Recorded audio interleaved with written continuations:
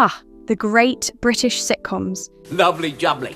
They weren't just shows, they were training manuals for real life. I don't believe it. Because, let's be honest, we've all worked with a Basil, lived next to a Hyacinth, or relied on a trigger to fix the printer. And yes, sometimes we were that trigger. I told him I was a bus inspector. Why? To add a bit of glamour. Today, I'm breaking down the sitcom characters we all worked with, so have a think. What do you think? I thought it was rather rude. Which one reminds you of someone in your office, your street, or your family? Stick around and comment below. I bet you'll recognise a few faces. Where have I seen that bird before? I didn't get where I am today without being a real winner when I see one. Let's start with the bosses. British sitcoms gave us a whole gallery of them, and honestly, I've worked for every single one. Basil Fawlty, the meltdown manager, always stressed, always shouting. That's all I'm good for, isn't it? Basil Fawlty Limited, and our people's mess is cleared up by appointment of my wife Sybil. Always convinced it's everyone else's fault. We've all had a boss like Basil, the kind who treats every printer jam like a nuclear incident. Are you gone mad? What's got into you? You really don't know? No, I don't. What were you doing up that ladder? Can you imagine Basil running a Zoom meeting, half shouting at Manuel, half shouting at the Wi-Fi, and somehow blaming Sybil at the same time? Not always losing them, people take them. Well, they don't take them from me. They wouldn't dare. Then there's Captain Mannering, the pompous middle manager. Stupid boy. You don't need to worry. Listen, I've made adequate provision. Captain Mannering had that classic clipboard energy, obsessed with rules, This platoon is getting very lax in the matter of personal appearance and discipline. convinced of his own importance, and yet never quite respected. Awful. No, it's awfully good. Awfully good. Swap the home guard for a modern office, and he's the boss who insists on colour-coded spreadsheets no one looks at. Well, go and get it. And hurry up, it's getting late. And of course, CJ from Reggie Perrin. I leave you to draw your own conclusions and pull your socks up. Yes. The corporate cliché machine, CJ had a catchphrase for everything. I didn't get where I am today without learning how to compromise.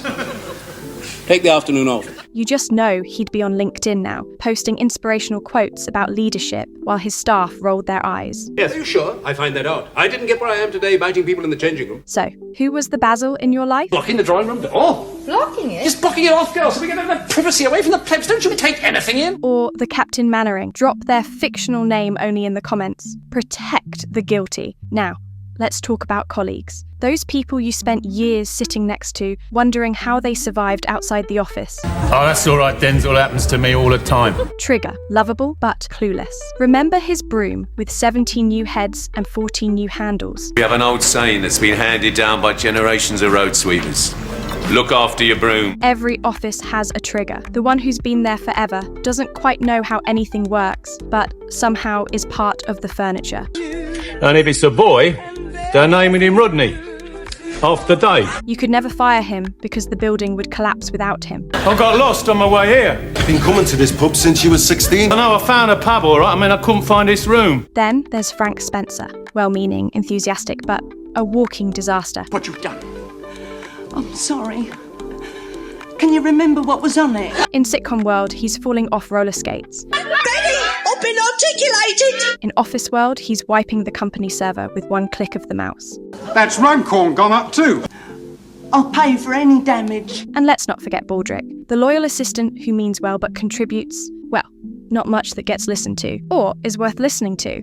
I have a cunning plan to get us out of getting killed, sir. Yes, what is it? Cooking. Every office had a Baldrick. If you asked him to order coffee, it arrived as gravy. I spent it. You spent it? Oh, God, don't tell me. My dream turnip. Come on then, who was the trigger in your office? No names, just vibes. Mine once sent an email with urgent in the subject line, but the email was blank. In fact, I have a cunning plan. Of course, sitcoms didn't just give us office types, they gave us neighbours and customers too. The people you didn't work with, but still had to survive. Hyacinth Bucket. It's bouquet. We all knew a Hyacinth. Obsessed with appearances, terrified of being seen as common. Your lordship. Though there weren't quite enough of our sort about the place. Today, she'd be on Instagram, posting perfect garden photos while screaming at poor Richard off camera. Now, don't contradict me, Richard. It's very tiring. Then there was Mrs. Featherstone from Open All Hours. Bossy, fussy, and impossible to please. I prefer to be served by older persons. The kind of customer who doesn't just buy a tin of beans. She interrogates you about where it came from. Spoiling yourself for a few little luxury items. Not after a lifetime scrimping and saving. She's that customer who knows best, always telling the shopkeeper how to run the shop. You're not sending your errand boys by taxi now, are you? Today, she'd be branded a Karen and asked to see the manager about the health and safety policies. You've got to play in your own league. You wouldn't ask Kevin Keegan in for a game of blue football, would you? And of course, Victor Meldrew. We don't even know which way the way back is now. We're completely and utterly lost. The complainer. Victor Meldrew didn't just find problems, he collected them. Got to poo down the garage door. It's like a scene from Frankenstein's laboratory. In modern life, he'd be on the phone to customer service 24/7, or worse, leaving 500-word reviews about the state of his sandwiches. I don't want to debate about it. I know what I ordered. I've got the document in front of me now. So tell me, are you the Victor Meldrew on your street? Or do you live next door to one? Confession time in the comments. I don't believe it. Do not believe it. And finally, let's talk about the underdogs. Yes, I'm just off to a fancy dress party. I'm going as Lady Hamilton's pussy. The characters who never quite won, but we loved them anyway. No problem at all. This is a gift from the gods. Del Boy, forever hustling, forever optimistic. Basically, I'm just getting rid of stuff I'd left with. All right, well, just don't forget, I am a trader. Del was the original gig economy worker. The British toy industry reckon this is the most lifelike doll they've ever seen in their life. Today, he'd be selling knockoff air fryers on Facebook Marketplace, still promising he'd be a millionaire this time next year. I mean, Rodney, this time next year we will be millionaires. Lovely jubbly. Blackadder, the sarcastic everyman stuck in a hopeless system. A change of clothes, a Swiss passport, and a huge false moustache. I may just stand a chance. We've all been there, doing all the work while someone else takes the credit. Baldrick gets promoted. You don't have to curtsy. Might I let loose a short, violent exclamation? Certainly. Damn! You're still stuck in middle management. And of course, Arkwright. Hey, we missed a couple of customers there, Granville. You should have had them. Penny pinching, scheming, always chasing the extra quid. No, I've taken 49p for the mirror, thank you.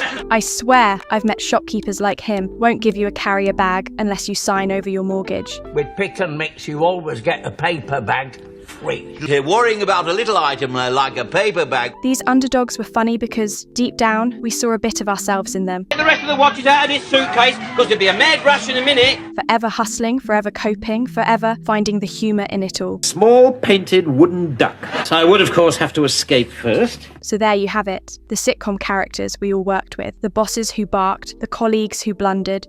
I'll get you another cup of tea. The neighbours who fussed, and the underdogs who kept us laughing. But the real question is, which one were you? Were you a Basil, a Trigger, a Hyacinth?